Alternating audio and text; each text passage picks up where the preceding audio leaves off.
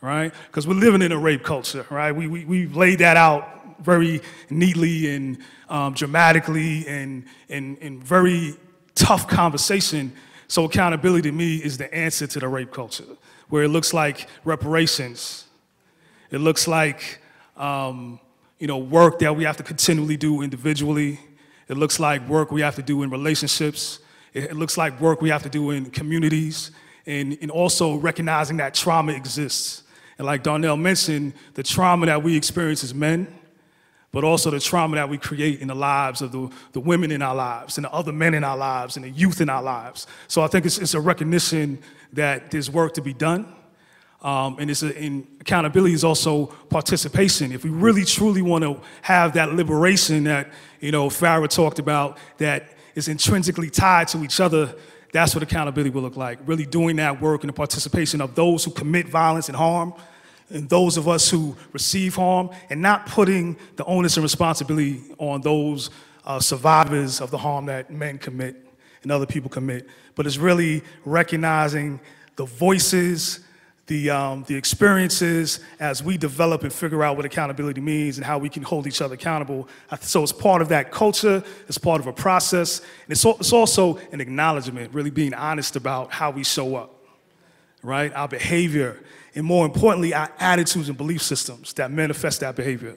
So it's a recognition, and it's also looking at the responsibility, what damage we have done as a result of our thinking and our behavior, and it's also a process around changing, right? Being in that constant process of change so we can see what justice really looks like, what liberation really looks like. So the change is the most important part. And I think that's the work that we do at Connect, is really developing communities to recognize historical trauma, community trauma, relationship trauma, individual trauma, because we don't only experience violence against women and girls and men's violence against women and girls, right? But we also experience other forms of violence, and we have to connect all of those, and that's the strategy, because we can't just be accountable in our communities and not be accountable in our relationships.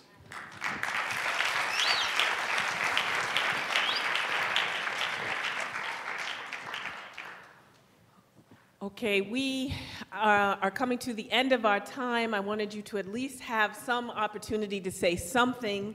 And there are so many, I don't know about you all, but just my black, feminist, psychosocial, spiritual nerve endings are just vibrating as a result of this event, with a sense of possibility and hope. And there are so many hard conversations we have yet to have, and I know we don't have time to have. I'm looking over to the director to say, now wait a minute, I want to talk to them about gender binaries and how those contribute to the violence. Wait a minute, I want to talk to them about how we talk about all the perpetrator leaders we have in our communities. How do we talk to them? I want to say, how do we talk about, do I trust you? How do I trust you?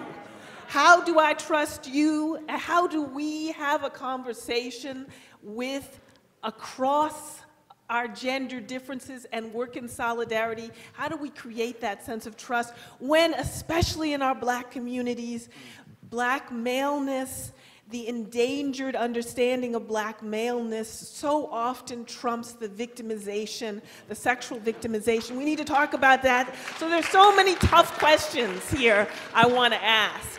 And I want to invite you all to respond to how the challenge of taking.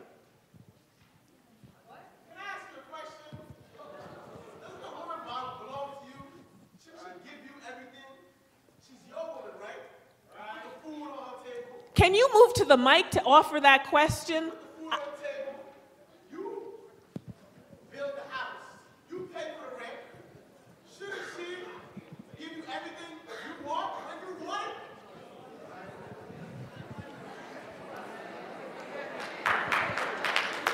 it? Who wants to?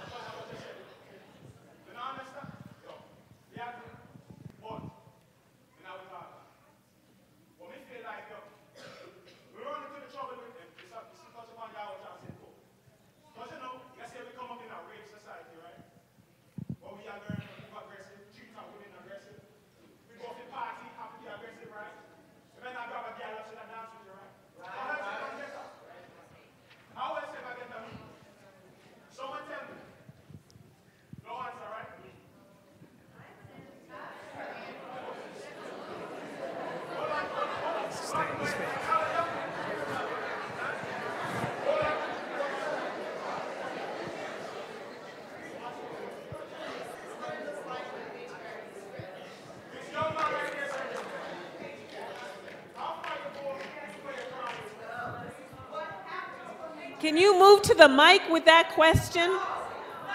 No?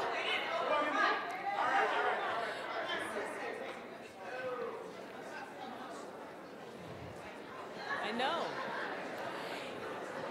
These young men are making a ruckus.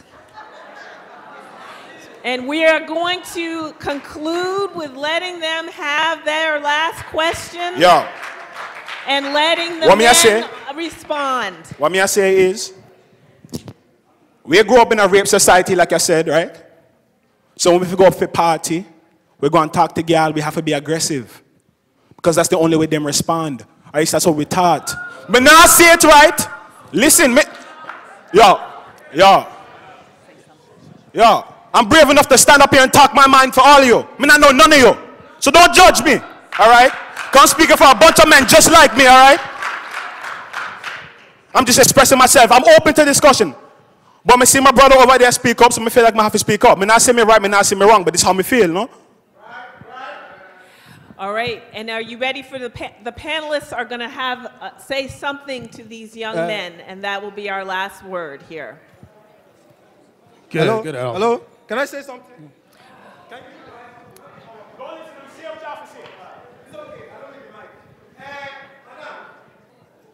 Where I come from?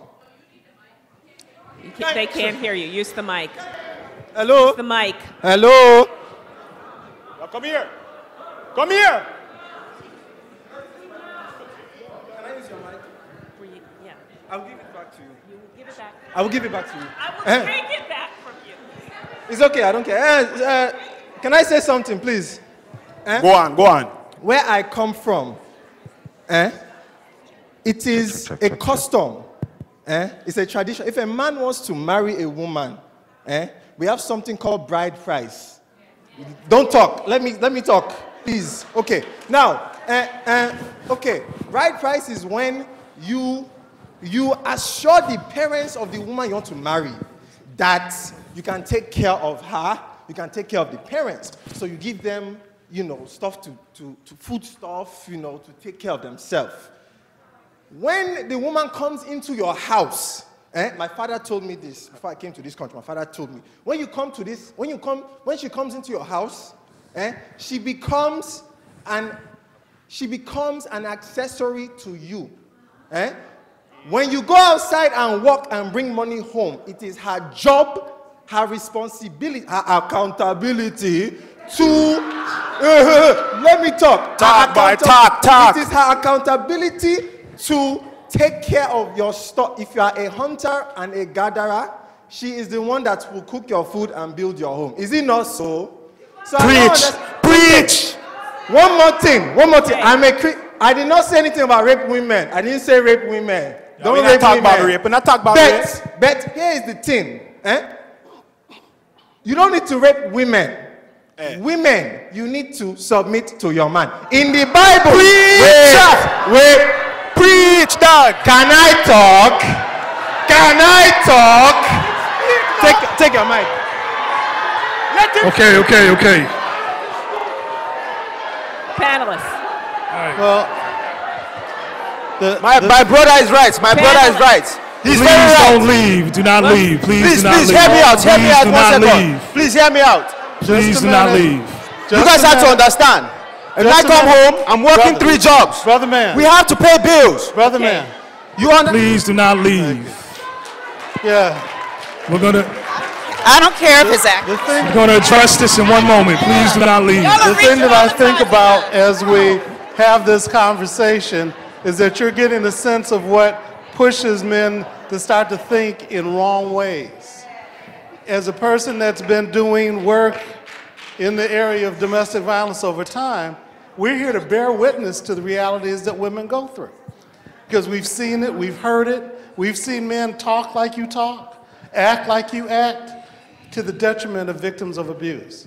When you see women come into shelters or coming through sexual assaults, or if you have conversations with your mothers and sisters, you know the reality. You know what they go through. The issue is, how do we end up having real conversations with people? There's some people you can educate who are men in terms of addressing this issue. There's some men you can't.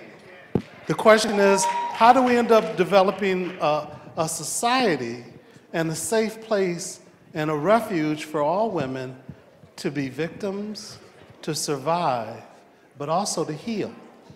Healing is a part of it too. Thank you. And how do we end up educating men to respond in ways that are not abusive? Thank All right. you. I just want to ask those men that had these questions to come up to the front, please. Yes, please. Let's come quickly. Quickly.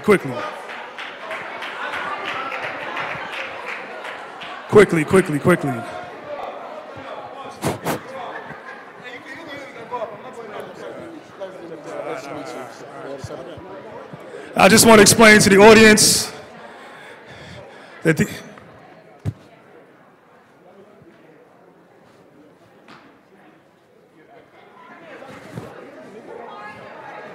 So just real quickly, these young men are going to introduce themselves.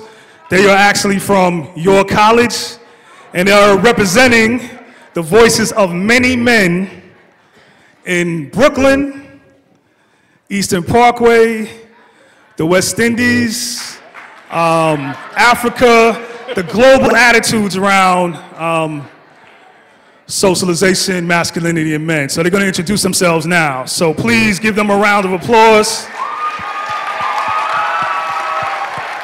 All right. It's cool. We are Project Change from the Creative Arts team.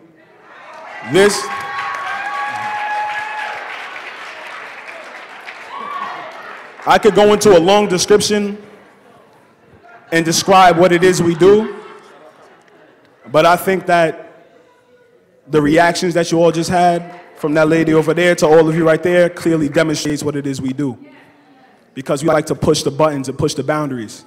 Because what we're talking about right now is real, and you can't shut it off no matter how hard it is to listen to. Right now, I'd like to shout out our director, Carmen Kelly. She is the orchestrator behind all of this. My name is Uchenna. I go to York College, and I am part of the drama team of Project Change. We have different teams which have different responsibilities. Thank you. We just have time to hear at least the names. Please, we want to hear the names just to recognize you. Thank you. Good afternoon. My name is Stephen Halstead, and I'm a part of the EBI team from Medgar Evers College.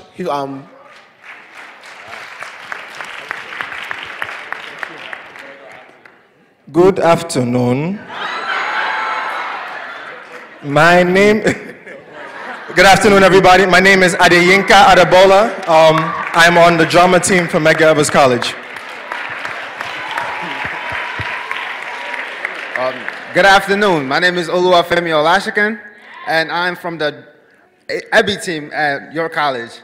This is my first year as a Project Change agent, and I'm very happy to be here and to work this kind of job. Good afternoon, everyone. My name is Corey Dunn Bonton.